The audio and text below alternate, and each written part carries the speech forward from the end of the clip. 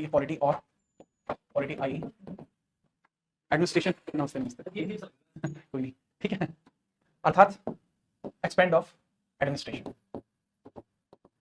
Administration या फिर इसको बोलते हैं पावर। भारत के अंदर राज्य व्यवस्था या भारत के शासन का जो विवरण होता है, इसके अगर मैं बात करूं, इसको कितने हिस्सों में डिवाइड किया गया है, कितने पार्ट्स में इसको डिवाइड किया गया है।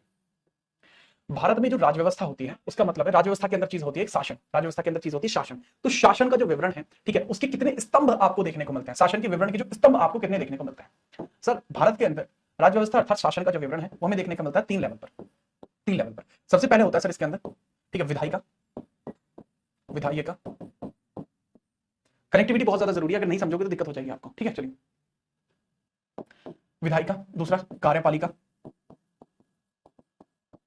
और न्यायपालिका, न्यायपालिका, ठीक है। चलो समझ में आई बात, विधायिका, कार्यपालिका और न्यायपालिका। इसके अंदर अगर इंग्लिश में बात करूं, इसको बोलते हैं लेजिस्लेटिव, कार्यपालिका को बोलते हैं एग्जीक्यूटिव और यह न्यायपालिका को बोलते हैं हम जुडिशियरी। 3 चीजें बोली जाती हैं, ये 3 चीजें बोली जाती हैं, ठीक है। चलिए, अब इन 3 चीजों के अंदर अगर मैं बात करूं, 3 चीजों के अंदर मैं बात करूं, विधायिका का काम होता है सर कानून बनाना, कानून बनाना, लॉ मेकिंग, कानून लागू करना, लॉ इंपोजिंग, कानून लागू करना यानी लॉ इंपोजिंग, लॉ इंपोजिंग। और तीसरी चीज होती है सर कानून का संरक्षण बनाए रखना, कानून बनाए रखना, कानून बनाए रखना, ठीक है। Law maintaining, law and order maintaining, law and order maintain या कंजर्व, या लॉ कंजर्विंग, लॉ कंजर्विंग, ये चीज होती है, ठीक है। चलिए, अब मेरी बात को बहुत ध्यान से और गौर से समझिए। आप पहली चीज यहां पे एक बात ये समझो कि अगर कहीं पर कोई एक बॉडी है, कोई एक बॉडी है, बॉडी का मतलब ये नहीं मेरा शरीर है, जैसे मान के चलो, ठीक है, जैसे मेरा फोन है, मान के चलो जैसे मेरा फोन है। अब ये एक रूम है, एक रूम है, इस रूम में जितने भी कानून बनाने का अधिकार है वो मेरे फोन के पास है। लेट्स सपोज यहाँ पे कानून को लागू करने का अधिकार भी मेरे फोन के पास है। एग्जांपल देते हैं, मान के चलिए जितनी भी लाइट्स हैं यहाँ के नागरिक हैं, ये जितनी भी लाइट्स हैं सबकी सब जो है अपने अधिकार में आती हैं, अपने अधिकार में आती है, फोन के अधिकार में। इन लाइट्सों को कब कब ऑन करना है ये मेरा फोन डिसाइड करेगा, इन लाइट्सों को ऑफ करने की प्रोसेस क्या होगी ये मेरा फोन डिसाइड करेगा। और ये लाइट्स अगर नहीं, इसने मतलब फोन ने लाइट जलाई और ये नहीं जल पाई, उस कंडीशन में उस लाइट को बाहर फेंकना है, क्या करना है वो भी मेरा फोन जो है देखेगा। इसका मतलब क्या है, इस रूम के अंदर शासन किसका है, इस रूम के अंदर, इस रूम के अंदर शासन है फोन का, इस रूम के अंदर शासन है फोन का, मतलब अपने फोन का है चल रहा है। इसी तरीके से अगर मैं बात करूं, ये इतना बड़ा एक देश है, ये इतना बड़ा एक देश है इंडिया, ठीक है, one of the largest democracy of the world, पूरी दुनिया की सबसे बड़ी डेमोक्रेसी है इंडिया। अगर इंडिया के अंतर्गत कानून बनाने की शक्ति किसी के पास है, कानून को लागू करने की शक्ति किसी के पास है और न्यायपालिका चलाने की शक्ति किसी के पास है, तो इसका मतलब उसका शासन चल रहा है, शासन चल रहा है अर्थात उसकी राज्य व्यवस्था चल रही है। तो भारत की राज्य व्यवस्था जो है उसका जो विवरण है वो इन 3 स्तरों पर दिया गया है। अगर कहीं पर मैं कहूं कि भाई उस स्थान पर मेरा शासन है, तो वहां कानून बनाने का जो कानून बनाने का हिसाब है वो मेरा है, कानून को लागू करने का हिसाब मेरा है, जुडिशियल बनाने का हिसाब मेरा है, ठीक है। चलिए, क्लियर, जी हाँ। तो इस हिसाब से हमें ये पता लग गया कि सर हाँ जी ये शासन का विवरण होता है, ठीक है सर, ये जो है जो आपने अभी बताया ये शासन का विवरण है, ठीक है। अब अगर मैं यही बात करूं तो सर भारत में शासन का जो विवरण है, भारत में शासन का विवरण कितने लेवल पर है। भारत में सत्ता, ठीक है, सत्ता यानी पावर यानी शासन, भारत में सत्ता यानी पावर या फिर शासन के स्तर कितने हैं, के स्तर कितने हैं, के स्तर, स्तर यानी लेवल्स कितने हैं, किस किस के हाथ में भारत में इस प्रकार की शक्तियां हैं, किस किस के हाथ में भारत के अंदर इस प्रकार की शक्तियां हैं, वो समझिए, किस किस के हाथ में ऐसी शक्तियां हैं। सर भारत के अंदर इस प्रकार की जो शक्तियां हैं वो 3 स्तरों पर है, 3 लेवल्स के ऊपर है। इसके अंदर जो पहला लेवल है सर वो है केंद्र, केंद्र सरकार, केंद्र के पास ऐसी शक्तियां हैं, समझ में आई बात, किसके पास, सेंटर के पास ऐसी शक्तियां हैं। सर राज्य के पास भी तो शक्तियां होती हैं, आपको पता नहीं है क्या, जो राज्य होता है ना हमारा, एक स्टेट होती है सर, वो भी कानून बनाता है, आपको पता हो तो सही बात है यार, राज्य भी कानून बनाता है। तो सर राज्य के पास भी इसी प्रकार की 3 अलग अलग जो है शासन का विवरण है, राज्य में भी ये 3 चीज ही मिलकर शासन करती हैं, राज्य यानी स्टेट। और तीसरी चीज इसमें क्या भाई, तीसरी चीज इसमें क्या कि सर ये जो होते हैं ना, ये लोकल गवर्नमेंट्स जो होती हैं, ये जिला पंचायत वगैरह जो होती हैं, अच्छा सर ये भी इनके पास भी कुछ पावर्स होती हैं, हमने सुना है। तो अगर आपने नहीं सुना है तो सुन लेना, ठीक है, नहीं सुना तो सुन लेना। लोकल जितनी भी गवर्नमेंट्स होती हैं, लोकल जो पंचायतें होती हैं, स्थानीय स्वशासन उसको बोला जाता है, लोकल गवर्नेंस बोला जाता है, उसके पास भी शक्तियां होती है थोड़ी, लोकल गवर्नेंस के पास भी कुछ शक्तियां होती हैं। स्थानीय स्वशासन, स्वशासन या इसकी जगह हम पंचायती राज बोल सकते हैं, इसकी जगह हम बोल सकते हैं पंचायती राज, पंचायती राज, ठीक है भाई, पंचायत, इसके पास भी थोड़ी शक्तियां होती हैं। तो हमारे यहाँ जो पावर का स्तर है वो 3 है, और पावर को चलाने के तरीके विधायिका, कार्यपालिका और न्यायपालिका है। अब एक बात आती है सर, इसका हिस्सा कौन कौन होता है। ये पेज को थोड़ा छोटा कर रहा हूं तो दैट कि मैं आपको थोड़ा इसके बारे में डीप थॉट्स बता सकूं। नहीं नहीं, ऑन करो इसे, ठीक है, चलो इसके बारे में थोड़े और थॉट्स में इसमें आपको एक्सप्लेन कर सकूं, वो समझो मेरी बात को, ठीक है, वो मेरी बात को समझो। कि सिर्फ विधायिका का काम कौन करता है, विधायिका का काम कौन करता है, भाई वो हमारी संसद करती है। अगर केंद्र के लेवल पे बात करूं, ये चीज लिखनी नहीं है, बोल रहा हूं सिर्फ आपके दिमाग में ये बात बैठ जाए इसलिए। विधायिका का काम, कानून बनाने का काम हमारे यहाँ संसद करती है केंद्र के स्तर पर। राज्य के स्तर पर कौन करती है, विधानमंडल एक जगह होती है, लेजिस्लेचर बोलते हैं उसको, वो करती है। ये चीज मैं सब आगे पढ़ाऊंगा। वो कानून बनाती है, कानून को लागू कौन करते हैं सर, जो हमारे पीएम और सीएम होते हैं। पीएम करता है केंद्र के लेवल पर, सीएम करता है राज्य के लेवल पर। उससे नीचे अगर आप जाओगे तो सर जो गांव का प्रधान होता है या फिर ब्लॉक का प्रमुख होता है, जिले का प्रमुख होता है, वो करते हैं। न्यायपालिका क्या होती है सर, सुप्रीम कोर्ट होता है, सबको देखता है, केंद्र के स्तर पर, राज्य के स्तर पर हाई कोर्ट देखता है, और सबसे नीचे स्तर पर जिला कोर्ट है, तहसील कोर्ट है, ये सब देखते हैं। क्लियर बात? हाँ सर। लेकिन सर एक बात बताओ, ऐसा ही क्यों होता है, ऐसा ही क्यों होता है सर? ऐसा क्यों नहीं होता कि जो हमारा प्रधानमंत्री है वही कानून बनाए, वही कानून को लागू कराए, और अगर कोई कानून तोड़े तो प्रधानमंत्री ही उसको सजा दे? ऐसा क्यों नहीं होता हमारे पॉलिटी में? तो ऐसा होता है ना सर, हमने सुना था पहले राजा महाराजा रहा करते थे, ठीक है, अब होता क्या था कि वो कानून बनाते थे, और अगर कोई कानून तोड़ देता था तो उसको सजा देते थे कि भाई तुझे 25 सौड़े लगेंगे या तुझे कत्ल कर दिया जाएगा। ऐसा क्यों नहीं होता आज की डेट में हमारे यहाँ? सर हमारे डेमोक्रेसी चलती है। ओहो, ये तो बहुत ज्ञानी पुरुष है हमारे बीच में, मैं तो भूल गया इनको देखना। हमारे यहाँ डेमोक्रेसी चलती है इसलिए ऐसा होता है। डेमोक्रेसी हमारे यहाँ क्यों चलती है? डेमोक्रेसी हमारे यहाँ क्यों चलती है? डेमोक्रेसी चलती है, इस चीज का मतलब क्या है? हमारे यहाँ डेमोक्रेसी चलती है, इस चीज का मतलब क्या है, ये भी आपको पता होना चाहिए कि what is the meaning of democracy. हमारे डेमोक्रेसी ही क्यों चलती है, या फिर भारत के अंदर पूरी व्यवस्था है जो है, राज व्यवस्था, वो ऐसी क्यों है? इसके पीछे का रीजन क्या है, ये आप मुझे बताइए। देखो, इसके पीछे का रीजन ये है कि भारत के अंदर शासन का जो विवरण है या शासन के लेवल्स वगैरह है, इस सब का जो विवरण है वो संविधान के आधार पर तय किया जाता है। इस सब किस आधार पर तय किया जाता है? संविधान के आधार पर तय किया जाता है। इस सबको किस आधार पर तय किया जाता है? संविधान के आधार पर तय किया जाता है। संविधान के आधार पर तय किया जाता है। संविधान के आधार पर तय किया जाता है।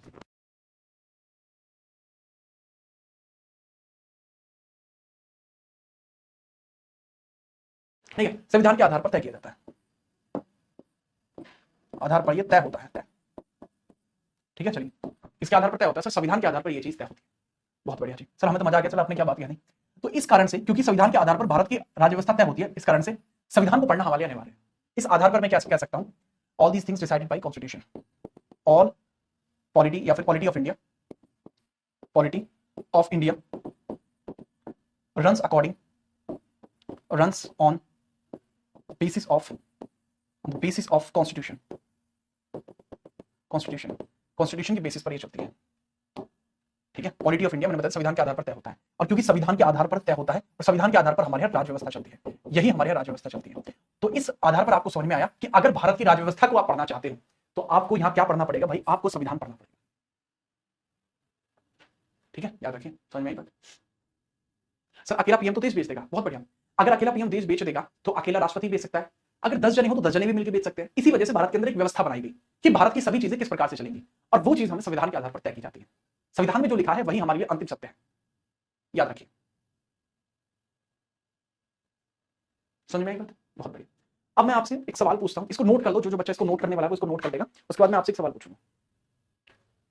मुझे आज तक भी एक सवाल है मेरे मन में जो कभी समझ में नहीं आया कि क्लास में हाई क्यों करते हैं बच्चे, HI, हाई। हाई हाई का मतलब पता है क्या? हाई का मतलब क्या होता है? जो कैनेडियन इंग्लिश होती है उसमें हाई, HIGH, हाई का मतलब जो होता है उसका मतलब होता है नशे में होना।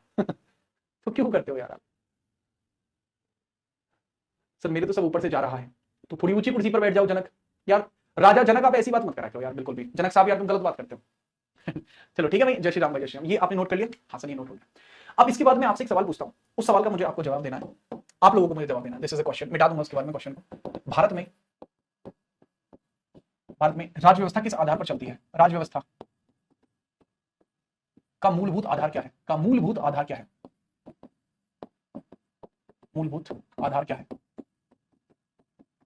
ठीक है, what is the principle of polity in India? Principle of polity in India, principle of polity in India क्या है? मैंने आपके सामने ऑप्शन दिया, पहला आईपीसी, भारतीय दंड संहिता। आपको जवाब देना, आईपीसी भारतीय दंड संहिता, दंड संहिता। ठीक है, क्लियर? बी, ठीक है, बी आप लिख सकते हैं धर्मग्रंथ, धर्मग्रंथ। सी आप लिख सकते हैं संविधान, या डी आप लिख सकते हैं लोकमत। लोकमत यानी लोगों द्वारा, लोगों द्वारा, जो लोगों के द्वारा उचित लगता हो, जो लोगों के द्वारा उचित लगता हो। ठीक है, चलिए, ठीक है, चलिए। श्रेया ने तो आते ही कह दिया सर डीपीएसपी इसका सही जवाब होगा। श्रेया, तुम्हारी यही तो बात है जो तुम्हें और से अलग बनाती है। आपने ऑप्शन भी नहीं देखी और डीपीएसपी एकदम से फटाक से आंसर दिया। डीपीएसपी सर छोड़ो यार, तुम क्या छोटे बच्चों से सवाल पूछते हैं, हटो सर। बहुत बढ़िया श्रेया, इसी बात पे आपको पद्मश्री के लिए नामित किया जाता है, इसका नाम लिखो भी, पद्मश्री मिलेगा इस बार इसको। बहुत बढ़िया, ठीक है, चलो। तो बहुत ही कॉमन सा आंसर है सर, संविधान, संविधान। ठीक है, चलिए, ठीक है, बहुत बेहतरीन। ये होगा सर संविधान। क्या है? संविधान। क्योंकि भारत के अंतर्गत आईपीसी या धर्म ग्रंथ या लोकमत के आधार पर फैसले नहीं लिए जाते। भारत में फैसले लिए जाते हैं, राज्य व्यवस्था के फैसले लिए जाते हैं संविधान के आधार पर। अच्छा, ये आईपीसी क्या होती है सर? ये भारत के अंदर कानून को फॉलो करने का एक प्रोसीजर होता है। ये कानून को फॉलो करने का एक प्रोसीजर होता है, ठीक है सर। ये जो होता है किसको होता है सर? ये दंड संहिता है, एक तरीके से कह सकते हैं, कानून को फॉलो करने के लिए, क्रिमिनल लॉ को फॉलो करने के लिए कानून प्रावधान होते हैं। लेकिन ये राज्य व्यवस्था के प्रावधान नहीं है। These are not the polity provisions. Polity provisions सिर्फ सी हैं, ठीक है। चलो ओके सर, ये नॉर्मल सी चीज होगी। अच्छा, अगर भारत के अंदर राज्य व्यवस्था का जो मूलभूत आधार है वो संविधान है, तो हमें संविधान पढ़ना पड़ेगा, तभी राज्य व्यवस्था समझ पाएंगे। क्लियर? तभी समझ पाएंगे। आप समझो तो बात। तो अब हेडिंग डाल लीजिए संविधान। संविधान डाल लीजिए। संविधान आपको हेडिंग डाल देंगे कॉन्स्टिट्यूशन। कॉन्स्टिट्यूशन हेडिंग डाली आपकी कॉन्स्टिट्यूशन, ठीक है। चलिए, ठीक है, चलिए अब इसके बारे में हम बात करेंगे। किसके बारे में? संविधान के बारे में हम बात करेंगे कि संविधान आखिरकार होता क्या। What is Indian constitution? What is constitution? What is constitution? What is constitution? संविधान आखिरकार है क्या? संविधान के बारे में आपको याद रखना है कि यह सिर्फ एक अधिकार पत्र है, ठीक है। चलिए, यह सिर्फ एक अधिकार पत्र है। यह एक अधिकार पत्र है। अधिकार पत्र है। अधिकार पत्र है। पहली डेफिनेशन, दिस इज अ, ठीक है, दिस इज अधिकार पत्र, ठीक है। पहली चीज तो ये नॉर्मल हो गई। दूसरा, मतलब इंग्लिश में इसको लिखते हैं, this is a protocol letter. This is a protocol letter. Protocol letter मतलब किस चीज को किस प्रकार से किया जाना है, उसका जो प्रोटोकॉल है वो इसके अंदर दिया गया है, ठीक है। उसके अंदर ये दिया गया है ये चीज। इसके बाद अगली चीज, ये एक अधिकार पत्र है, this is a protocol letter. या फिर एक देश को चलाने के लिए, एक देश को चलाने के लिए राज्य व्यवस्था का आधारण धारण किए हुए, राज्य व्यवस्था का आधार धारण किए एक दस्तावेज है। एक दस्तावेज है। दस्तावेज है, इसको बोलते हैं document. A document consisting of, a document consisting of, a document consisting of, ठीक है, पॉलिटी ऑफ अ कंट्री। एक देश की राज्य व्यवस्था को कंसिस्ट करने वाला जो एक डॉक्यूमेंट है वो हमारा संविधान है। ये आपका एक संविधान होता है। इसके बारे में, संविधान के बारे में मैंने दो तीन डेफिनेशन थी, वो दो तीन डेफिनेशन आपके लिए लिखवा दी, वो आपके लिए बेटर हो जाएगा। इससे ज्यादा आपको संविधान के बारे में नहीं पढ़ना। लेकिन अब सारी बात ये आती है कि सर संविधान को पढ़ना किस तरीके से। अरे चलो, आपने बता दिया, ये सर हमें समझ में आ गया। लेकिन सर संविधान के अंदर तो हमने सुना है कि सर इसके अंदर 395 अनुच्छेद होते हैं, 22 भाग होते हैं, ठीक है जी। इसके अंदर 12 अनुसूचियां भी हैं, जबकि पहले तो सर कम थी बहुत ज्यादा, अब तो बहुत बढ़ गई हैं। पहले तो 8 थी, 12 हो गई हैं।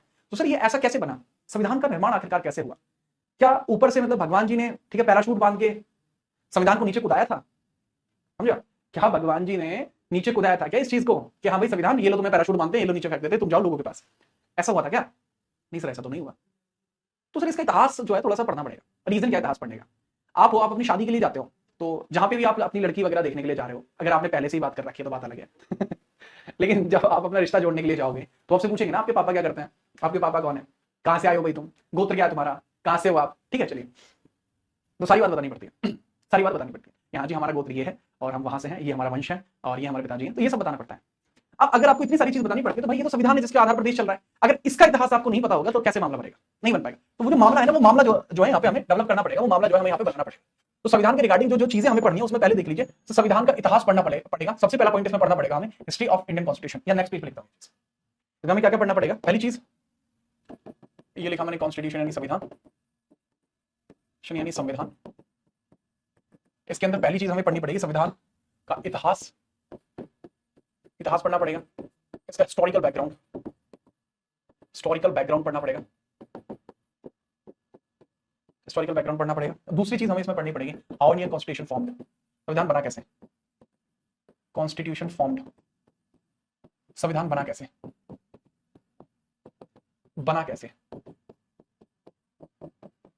संविधान बना कैसे, ये आपको बताना पड़ेगा। और संवैधानिक विशेषताएं, संवैधानिक विशेषता। अब जब बन गया तो संविधान के अंदर क्या है, संवैधानिक विशेषता कह लीजिए या स्वरूप कह लीजिए, स्वरूप, स्ट्रक्चर, फीचर्स कह लीजिए, या फिर आप कह लीजिए इसका स्ट्रक्चर। ये आपको पता होना चाहिए। ये 3 पॉइंटर्स हम इसके अंदर पढ़ने वाले हैं। ये 3 पॉइंटर्स हम इसके अंदर पढ़ने वाले हैं। आप किसी एक व्यक्ति को नहीं कह सकते कि उन्होंने संविधान बनाया। संविधान बनाने में 299 लोग तो वो थे जो मेनली लगे थे, आदमी तो 389 थे, 389 थे उसके बारे में, ठीक है। चलिए, एक आदमी को आप श्रेय नहीं दे सकते, किसी भी आदमी को श्रेय नहीं दे सकते। आप मुझसे कहो कि कल को अगर आपका एग्जाम निकलता है तो भाई मैं अकेला जिम्मेदार नहीं हूं उसके लिए, बहुत सारे लोगों ने जिन्होंने आपकी सिलेक्शन के लिए आपके साथ काम किया, आप खुद हैं उसमें सबसे पहले। एक टीचर का तो 30% योगदान होता है, बाकी का योगदान आपका खुद का होता है, ठीक है, आपके मम्मी पापा का होता है, आपके दोस्तों का होता है। पता लग रही है, दोस्त ने कह दी चल भाई चल वहां चल रहे हैं, वो हाथ छूट गए तो मामला बेकार हो जाएगा, ठीक है। चलो, तो इसमें सबसे पहला जो है ये हमारा चैप्टर 1 होगा, ये यूनिट 1 है, यूनिट 1 का दिस इज चैप्टर 1, और चैप्टर 1 को हम कल स्टार्ट करेंगे, आपको पता लग जाएगा historical background of Indian constitution. Historical background of Indian constitution हम कल सब पढ़ेंगे। आज की क्लास को मैं इतना ही रखूंगा। अब आप लोगों का क्या मानना है वो आप मुझे बता दीजिए। इस क्लास को हम कल ऐसे में शुरू करेंगे, रोज रोज ना तो सिलेबस डिस्कस होगा ना कुछ और चीज डिस्कस होगा, नहीं है। देखो, पढ़ने के लिए आप कुछ भी रिकॉर्डेड पढ़ सकते हैं, कुछ भी ऐसा नहीं है जिसको आपको लाइव पढ़ना पड़े, लेकिन आपकी मर्जी है।